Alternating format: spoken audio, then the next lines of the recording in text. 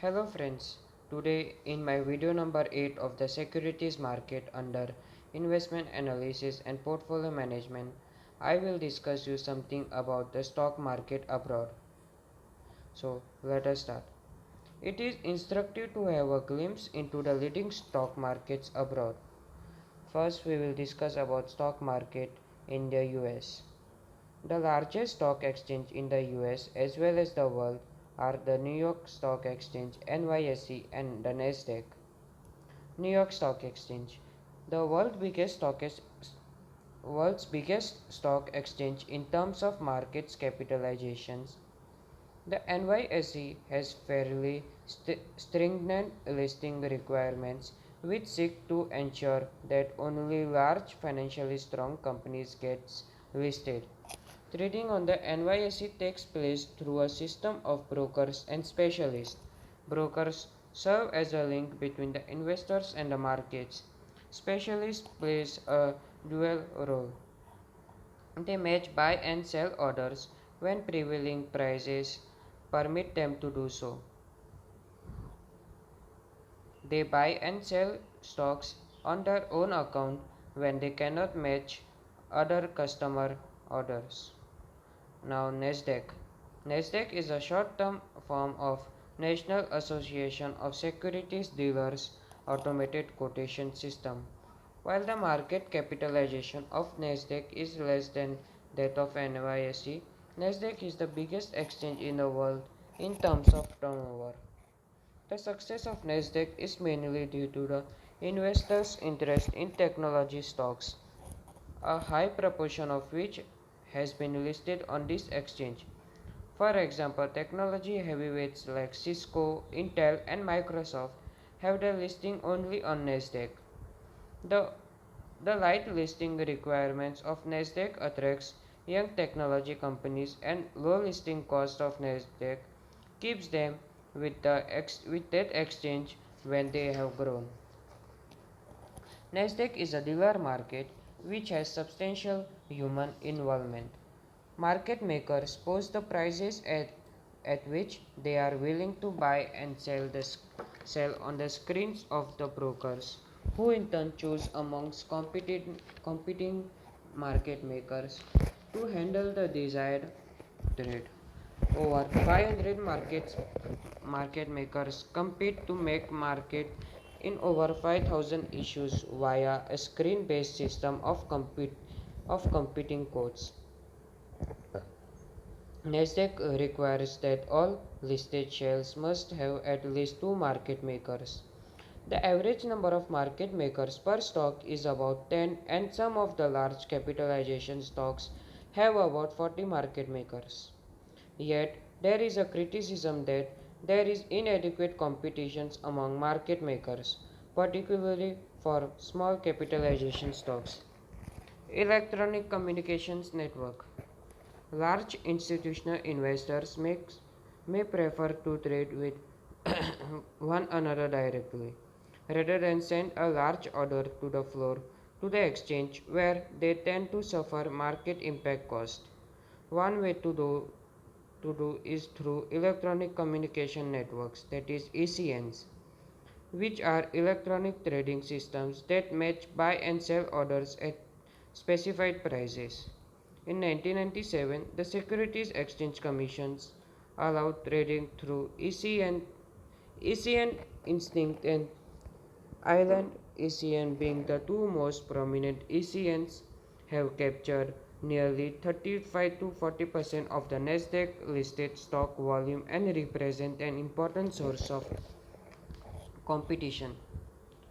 Now we will discuss about stock market in UK. UK underwent a radical reform in 1986, referred to popularly as the Big Bang, which led to the amalgamations of all the exchanges in UK and Ireland into the International Stock Exchange of UK and Ireland, headquartered in London. This has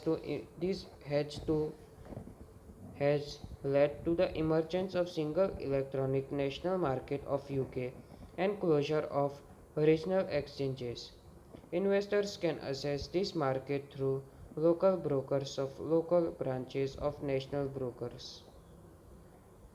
Equities are traded on this market using the stock exchange automatic quotations, that is SEAQ system, a code driven system, or the stock exchange automatic execution facility, that is SEAF, an order driven system. Under the code driven mechanism, market makers provides two-way codes via SEAQ. Based on these codes, market participants contact the market makers to negotiate and trade. Under the order driven mechanism, clients give their orders to books which are fed to the SEAF. These are automatically executed according to certain rules. Informed observers believe that the Big Bang has veritably transformed the stock market in the UK. It has led to significant improvements in terms of turnover, liquidity amongst liquidity amount of capital raised, and lowering of capital bid-ask spread. Volatility, however, has not changed. Now, stock market in Japan. The Tokyo Stock Exchange, that is TSE, is the dominant stock exchange in Japan, accounting for about 4/5 of the total trading. The TSE divides stocks into two sections. The first section consists of about 1200 most actively traded stocks, and the second section consists about 400 less actively traded stocks. Trading in the larger stocks of the first selection occurs on the floor of the exchange. The remaining stock in the first section and the sound section are traded electronically.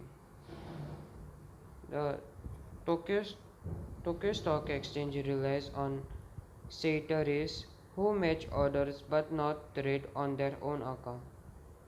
A Saitari maintains a public limit order book, matches market and limit orders and slows down price movements when simple matching of orders would be result would result in price changes greater than what is prescribed by the exchange. Now, shall we discuss about emerging stock markets? The emerging stock markets, that is ESMs, as defined by the International Finance Corporation, refers to the stock market in developing countries. ESM received prominence in the 1980s when the former socialistic economies and developing countries embraced the market-based system in place of centralized planning and closed or inward-looking system. ESM may be classified into three groups. The first group represents markets in Africa, that is Kenya or Zimbabwe, Eastern Europe, that is Hungary and Poland, and former Soviet Union, in which Belarus and Ukraine. These markets are in the early stages of development and are characterized by few quoted companies, low capitalization, high concentration, poor liquidity, and high volatility. The second group represents markets in countries like Brazil, India, Philippines, Pakistan, and China. These markets are fairly developed with a large number of listed companies, good liquidity, and reasonable participation by foreign investors. The third group represents more mature markets like Hong Kong, Korea, and Singapore. These markets are comparable to those in the West in the terms of liquidity, trading, trading activity, and equity risk premium. So thank you guys for watching this video. If you enjoyed this video, please like, share and subscribe to my channel.